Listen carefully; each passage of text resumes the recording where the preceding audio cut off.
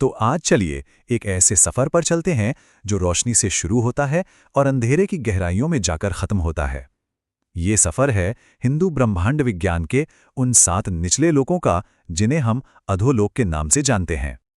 अच्छा, ज्यादातर हम यही सोचते हैं ना कि अंधेरा मतलब जहां रोशनी ना हो, लेकिन पुराणों की माने तो अंधेरा अपने आप में एक पूरा का पूरा जगत है।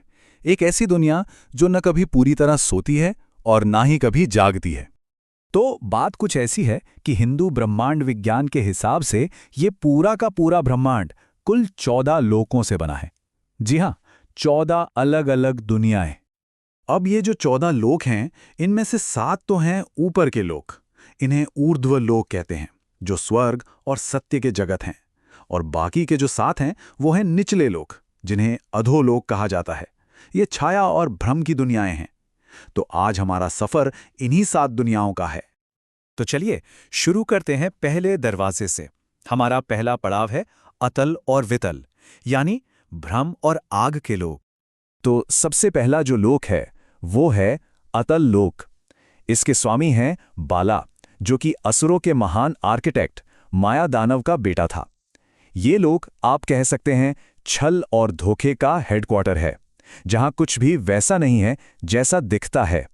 कहते हैं कि बाला ने अपनी शक्तियों से यहां धोखे के 3 रूप बना दिए, स्वर्णी, कामिनी और पुसंकली। यहां के महलों की दीवारों की तरफ अगर कोई देख ले तो उसकी याददाश्त चली जाती है। यहां के दरवाजे कभी ठोस पत्थर के बन जाते हैं तो कभी बस हवा, और यहां की सुरंगें तो एक ऐसी भूल भुलैया हैं जो या तो किसी और दुनिया में निकलती हैं या फिर हमेशा के लिए अंधेरे में गुम कर देती हैं।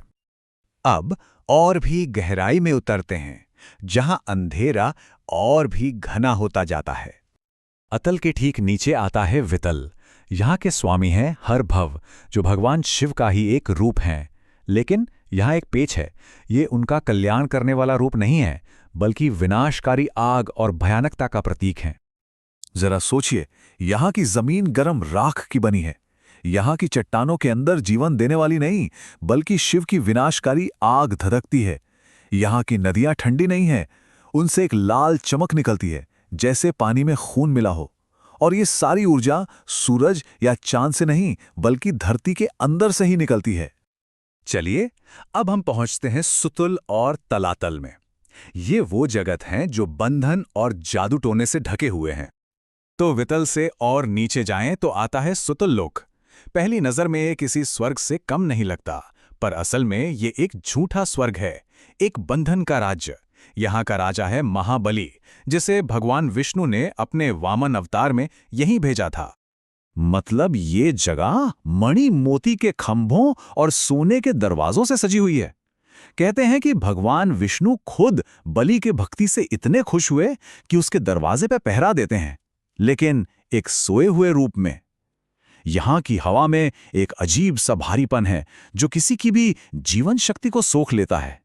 यहाँ बिताया गया सिर्फ 1 घंटा भी आपको सालों की थकान दे सकता है। सफर जारी है और भी नीचे, जहां माया और भी ज्यादा गहरी होती जाती है। और सुतल के बाद नंबर आता है तलातल का, जिसका राजा खुद माया दानव है, जो कि शिल्प, मशीनों और माया का मास्टर है। ये एक ऐसा लोक है जो समय के नियमों को भी नहीं मानता। यहाँ महल वो पानी पर तैरते हैं। जी हाँ, यहाँ ऐसी सुरंगें हैं जो मंत्रों से खुलती हैं और स्पेस और टाइम को भी मोड़ सकती हैं। कुछ खंबे तो इतने एडवांस्ड हैं कि दुश्मन को देखकर खुद ही मंत्र जाप करने लगते हैं। और यहाँ ऐसी मशीनें भी हैं जो रोशनी को अपने अंदर कैद कर सकती हैं। तभी तो इसे माया का कारागार भी कहा जाता है। अब हमारी यात्रा एक ऐसे मोड़ पर है जहाँ हम खाई की और गहराइयों में उतर रहे हैं, महातल और रसातल में। ये जहर और जानलेवा ऊर्जा के लोक हैं।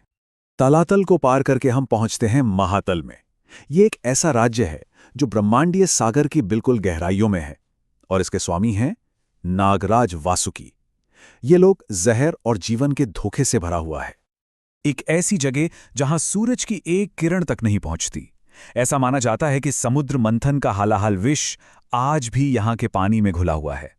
यहां रहने वाले नाग मंत्रों के बड़े ज्ञानी हैं, और यहां कुछ ऐसे कुंड भी हैं जो जहर को अमृत में बदल सकते हैं। लेकिन यहां की मणियों से जो रोशनी निकलती है, उसमें कोई गर्मी नहीं होती। वो एकदम ठंडी और बेजान है। अब हम अपनी यात्रा के लगभग आखिरी पड़ाव पर हैं और यहाँ खतरे और भी बड़े हैं। महातल से भी नीचे है रसातल। देखने में तो ये किसी जन्नत के बाग जैसा लगता है, लेकिन इसकी हवा में जो ऊर्जा है वो मन को भ्रष्ट कर देती है। यहाँ का राजा विरोचन है, जो महाबली का बेटा था। यहाँ के महल हैं तो मोतियों जैसे चमकीले, लेकिन इनकी रोशनी एक जाल है, एक एनर्जी ट्रैप। यहाँ का पानी बीमारियां तो ठीक कर देता है, पर दिल पर एक बहुत भारी बोझ डाल देता है। और इन खूबसूरत महलों के अंदर एक अजीब डरावनी खामोशी छाई रहती है। और अब हम पहुंच गए हैं सबसे नीचे, सबसे गहरे लोक में। हमारा आखिरी पड़ाव पाताल, अंधेरे का असली केंद्र। ये वो जगह है जहां दिन और रात का कोई मतलब नहीं। यहाँ के महल वो जिंदा हैं। दीवारें किसी घुसपैठिए को देखकर खुद ब खुद मंत्र जाप करने लगती हैं। सुरंगों के दरवाजे अपने आप बंद हो जाते हैं ताकि कोई अंदर आए तो हमेशा के लिए फंस जाए। और यहाँ खंभों से जो रोशनी निकलती है वो सुकून नहीं देती, बल्कि डर को और भी ज्यादा गहरा कर देती है। तो ये था हमारा सफर नीचे की ओर, अतल के भ्रम से निकलकर वितल की आग तक, फिर सुतल के बंधन से तलातल की माया तक, वहां से महातल के जहर से होते हुए रसातल की ऊर्जा तक, और आखिर में पाताल के घने अंधेरे तक। तो ये थे अधोलोक के वो 7 जगत। और एक बात याद रखने वाली है, जब कोई अंधेरे की तरफ देखता है तो अंधेरा भी उसकी तरफ देख रहा होता है।